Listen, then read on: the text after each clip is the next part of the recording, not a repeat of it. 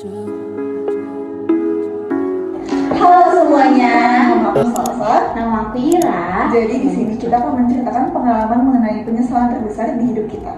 Dan ini adalah ceritaku, Ceritamu, cerita cerita kita.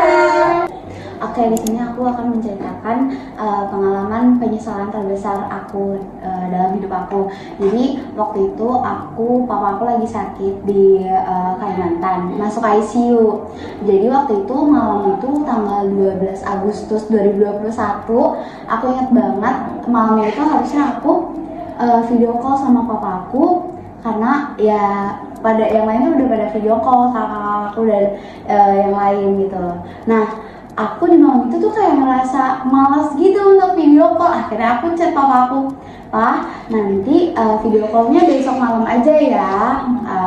Karena karena males gitu untuk video call, padahal kayak aku mikirnya itu bisa besok lagi. Karena mungkin udah ngantuk juga kali ya. Benar. Nah, terus besoknya aku rencananya siang habis sholat Jumat, nelfon papaku habis kelas. Tapi sayangnya sebelum pas banget habis sholat Jumat, saat aku pengen nelfon, ternyata papaku udah meninggal. Jadi itu sih penyesalan terbesar aku. Harusnya aku udah video call, berbincang-bincang sama papaku, tapi ternyata nggak bisa. Jadi yang aku bisa lakuin dari itu, aku lebih menghargai waktu yang apalagi sama orang-orang yang disayang, agar aku nggak menyesali dan mengulangi kesalahan yang sama.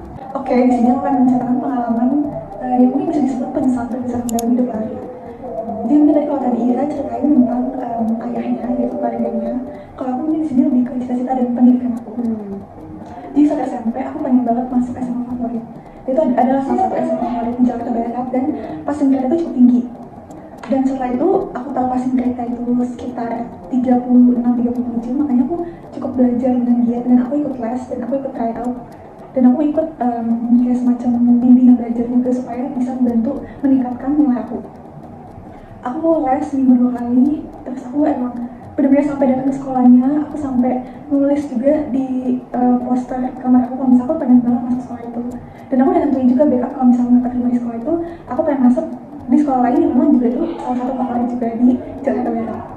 Setelah itu hampir seminggu ujian nasional, aku begadang dan lupa istirahat. Jadi kayak istirahatnya nggak 8 jam lah gitu. Jadi kayak aku capean, yang seharusnya sebenarnya tuh kalau udah hampir seminggu tuh ya fokus aja untuk menyiapkan mental dan menyiapkan secara spiritual. Tapi aku malah nggak tenang, aku malah belajar tulisan yang malah itu jadi bikin aku sampai hari aku lupa, jadi nggak fokus.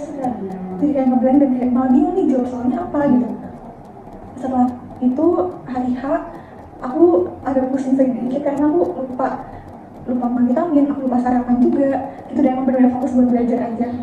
Setelah itu ya udah 4 hari berjalan lancar, pelajaran matematika, bahasa Indonesia, IPA dan juga bahasa Inggris. Setelah itu tibalah di pengumuman hari H, pengumuman nilai ujian nasional. Dan aku mendapatkan nilai yang mungkin itu standar sih, itu normal, tapi aku tidak puas dengan hasil itu gitu. Aku pengen yang lebih, dan itu emang nggak cukup untuk aku masuk ke SMA yang aku pengen, SMA favorit itu gitu. Jadi di situ cara aku untuk menguatkan aku adalah mungkin ini yang menjalannya gitu. Dan alhamdulillah di SMA aku ketemu dengan teman-teman yang suportif dan baik-baik banget, dan aku ikut organisasi MPK. Di situ aku bisa nambah pengalaman baru, nambah relasi baru, dan malah jadi buat aku malah makin bertumbuh gitu. Walaupun mungkin bukan masuk di SMA yang aku mau gitu. Jadi kuncinya lebih kayak ya udah jalan aja dan bersyukur gitu. Walaupun mungkin pas di awal aku sulit menerima kayak gue gak keterima sih di SMA yang gue mau gitu, padahal gue udah belajar mati-matian gitu. Tapi lama-kelamaan mulai menerima gitu, dan itu proses juga, itu waktu yang akan menjawabnya. Jadi yang bisa kita ambil dari pengalaman kita berdua adalah kita harus bangkit dari penyesalan yang kita alami dan jangan berlarut-larut dalam penyesalan tersebut. Jadi kita harus move on guys. Bener banget nih kata Salsa. Jadi kita itu harus move on dari pengalaman-pengalaman tidak mengenakan tersebut dan belajar dari kesalahan tersebut agar nanti ke depannya kita tidak mengulangi kesalahan yang sama dan akhirnya kembali ke siklus penyesalan lagi. Jadi gitu. Oke deh. Sekian dari kami. Terima kasih sudah menonton. Bye bye.